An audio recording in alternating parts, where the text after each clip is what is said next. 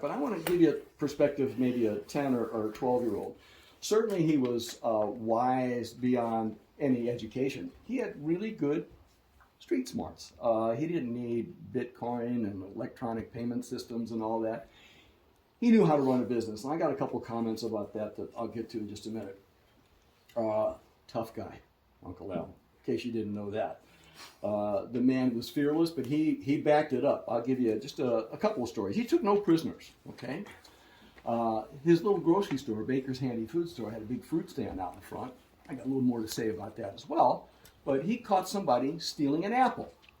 And with his apron on, he shot out of that store, chased him around the corner, and this guy, where's Marky? Marky here? Marky's here. Ran right into the arms of a cop. So the cop is holding this guy, and so Uncle Al walks up and says, "That my apple?" "Your apple." He takes the apple and he punches the guy right in the face. I mean, hard. And the cop says, "Whoa, whoa," he says, "You can't do that." And then he hits him again and just walks off with the apple. That was the end of that story. And there was another incident. Very right. Do you all remember Sorrento's? Oh boy, do I. Okay, well here's I may get some of the facts of this story a little bit off, but That's okay. Here's what I remember. When he opened Sorrento's, he had a partner named Ernie Theodore, owned Blue Moon. Okay, so he and Ernie kind of taught him the business, I guess. But Uncle Al was a very quick study. So it was one busy night, and there were a bunch of drunks outside the restaurant making obscene gestures from the glass on the other side to the customers. So after being patient for a while, these guys would not go away. And I know there were more than 4. So he and Ernie went out and beat the holy crap out of these guys and sent them to the hospital. I think every one. Now, the reason why I know that is because on Sundays, we used to go play softball at Heman Park. And he had a sore knuckle. So I said, "What's the matter with your knuckle?" And he was all mad because this guy that he hit in the face, when he went to hit him the second time, he turned his head and he hit him on the side. Hurt his knuckle, okay? That's the kind of thing that would make Uncle Al mad. And you didn't ever want to make him mad, okay? Work ethic. Oh my God, do I remember that. I have never worked harder than I worked for Uncle Al, but I kept that. I kept that throughout my life, I think, until I retired. I never forgot a lot of his messages. I want to tell you a little bit about the fruit stand that he had in front. Fresh fruits and vegetables. And it ran the whole length of the store. And in the morning, 4 o'clock in the morning, he, and I don't know if anybody remembers Gilly. Yeah. Gilly's Delicatessen. He and Gilly would go to the produce market down on the riverfront, St. Louis, and they would buy the produce and negotiate. And good business head. He knew that if they combined purchasing power, they could get better deals. So he let me go with him. 4 o'clock in the morning, I was like wide. I couldn't wait for that truck to pull up in front of my house. And I shot out and down we went to the produce market. And I remember watching how he and Gilly did business. And these guys are pretty tough business people. One would sell oranges, one would sell apples and grapes and tomatoes. And so they were doing business. And it's not unusual, if you ever bought produce, to know that in a box of produce that's supposed to have 88 oranges, 4 of them are going to be bad. They're going to be moldy. Something's going to be wrong with them. So Uncle Al would take the vendor off to the side and start talking and waving his arms around. Well, Gilly would take the top off and put 4 extra oranges in there. So they would load up the truck with a few more pounds than they actually bought. And then they would take that truck, park it in front of the grocery store early in the morning. You could barely find a streetcar out. And I got tasked with helping to unload it.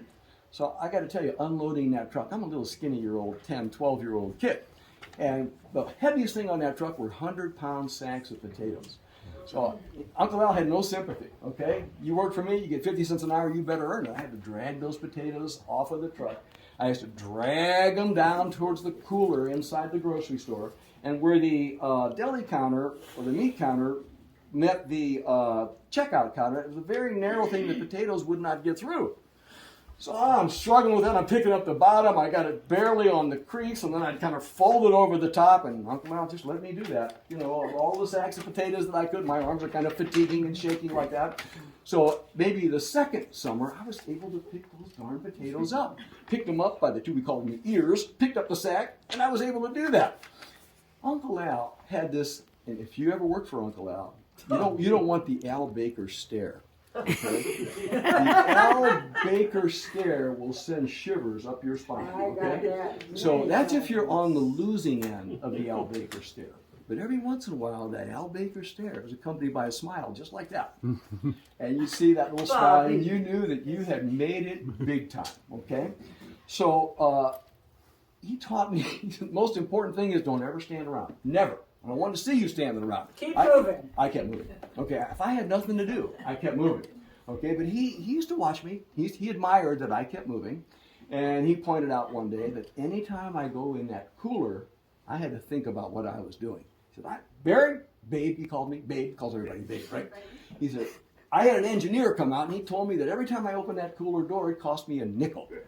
So when you a nickel was, a lot. Yeah. So he said, when you open that door to go get something, he said, you better be bringing something in there. So it's something in, something out. Sometimes I ended up bringing stuff out that didn't need to be brought out because I was afraid of it. You were afraid of Albert? Who in this room was not afraid of Albert? Okay? I wasn't. You were too. Yeah. You're a liar. So, Okay, so I'm not done yet, okay? And if you get tired, wait, I'll get back to the rabbi. Then you'll see what happens, okay? So he was, he could really read people, as you well know. So one of the jobs that he gave me, working at that grocery store, was to clean a freezer. It was a chest freezer. And what he would do is, Uncle Al was a great manager. He knew what everything cost, like that nickel in the cooler, but he also knew about produce that was about to age. He knew that meat, when chicken was unsellable, when the beef was unsellable, he didn't throw it out because it was still alive. What he would do is put it in his chest freezer. He had a customer who raised dogs, boxer dogs. And every so often when that freezer would fill up, this guy would go and he'd buy all that meat and feed it to the dogs. He got a few bucks for that. Uncle Al he was smart, okay? But he never defrosted the doggone freezer. So, Barry, I got a job for you today. You're going to clean that freezer. Okay. So I look at this thing's got ice on it, like from the Antarctica. It was like on there, and I unplugged it, tried to let it defrost for a few hours. It barely got loose. I'm working with a chisel, and I'm working with a putty knife, and I'm trying to get that off, and it's so cold. And my hands are just freezing. But I persisted. I worked for it, hour, 2 hours, and I'm sweating even though it was freezing cold. But I got it all out. Got that ice all out there, and I cleaned everything up. I polished the sides. And boy, I got the Al Baker stare, but it was a good one because it had a little smile to it. So I said, he says to me, he says, Barry, Babe, you've done a good job cleaning that freezer. I could not have done it better myself, which I thought, my God, this is coming from Uncle Al. But he said to me, I could have done it faster though.